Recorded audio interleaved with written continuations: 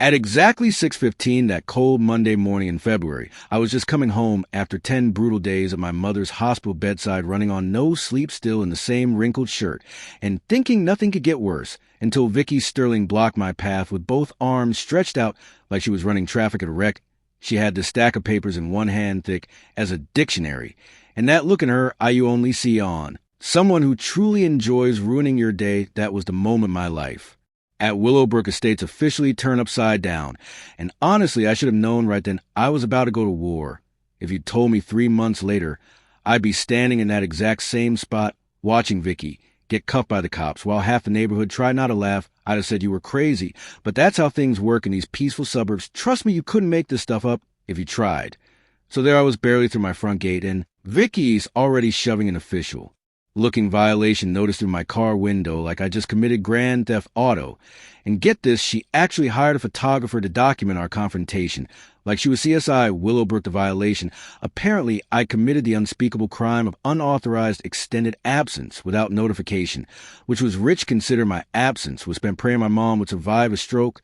Turns out while I was living at Grady Memorial, Vicky had called some emergency HOA board meeting fast, tracked a brand new rule, and passed it just in time to nail me for not writing her a note about my whereabouts. She delivered her lines like she was queen of the neighborhood. Mr. Harrington, you have violated section 12.4.4, while pausing for dramatic effect, the photographer clicking away, and her portable printer spitting out paperwork on the hood of her Lexus.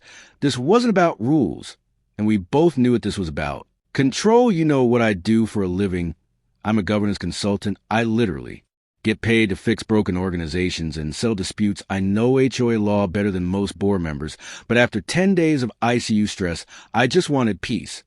So I took the paperwork and gave her the diplomatic, I understand Mrs. Sterling won't happen again. Rookie mistake to Vicky. Politeness was weakness, and weakness is blood in the water for people like her. That was the first shot. By the next week, my mailbox became Vicky's personal violation Dropbox. Every other day, some new, more ridiculous notice. My favorite, the mailbox polish infraction. She time-stamped me at 72 hours of unpolished brass, complete with photos, followed by the garage door incident left open 31 minutes, 1 minute past her new secret rule. And finally, the lawnmower noise violation, where she claimed her sound equipment heard my mower engine at 7:58 instead of the 8 hazard allowed by HOA law. Never mind that I didn't actually mow until after 8, or that the only thing her sound equipment could detect was her own pettiness. It became obvious this wasn't about upholding any real rules. It was about wearing me down until I fold. But right as I started to lose hope, Diane Peterson knocked on my door with a casserole and a warning. She was the kind of neighbor who always looked perfect, expensive, athleisure, fresh highlights, nails done, offering me advice like an undercover therapist. Vicky's not actually enforcing the rules, Diane, said she's seeing how far she can push you. Before you snap at first, I bought into Diane's advice. Keep calm, document everything, try diplomacy. I even drafted proposals for more compassionate HOA policies and showed up at my first official meeting with hope. Another mistake. Vicky had spent my 10 days away turning the whole neighborhood against me, folks, avoiding eye contact. Like I was contagious. When the meeting opened, she read my violation record like a judge at sentencing. She had every page, every time stamped, every photo, and by the time she finished, I looked less like a neighbor and more like Willowbrook's most wanted. I tried to argue procedure and point out the technicalities, how she broke her own notice rules, passed secret bylaws, and weaponized retroactive enforcement.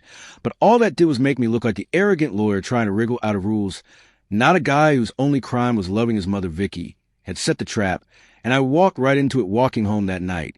I called my mom, even with her speech still tangled by the stroke.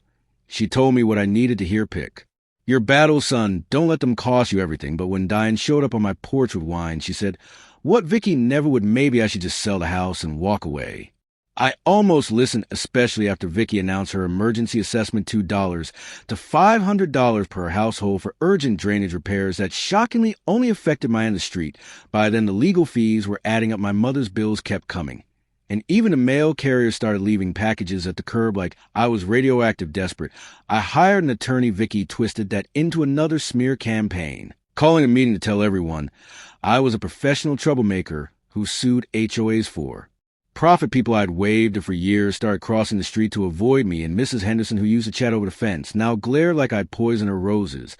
But the lowest point was when I found an eviction notice taped to my door, legal, sounding lots of seals and fancy wording, all totally bogus.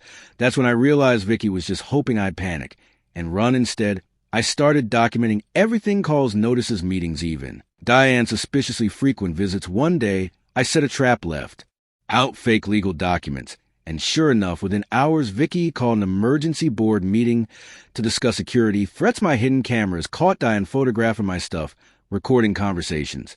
And when confronted, she cracked, confessing everything from Vicky's property scam to secret deals with developers looking to flip the whole neighborhood into condos. Turns out I wasn't Vicky's first target. 3 other families had been forced out by the same tactics, with Diane's confession and evidence from other victims, including a retired doctor who'd uncovered $80,000 in fake landscaping to Vicky's ex-husband's company. We built a case. I looped in Detective Sarah Chan, who at first didn't believe a word until she saw the mountain of records of video, evidence, a pattern of fraud and intimidation, and the smoking gun, Vicky's own security cameras, which had caught her on tape bragging about her plans to flip the neighborhood and pocket the profits.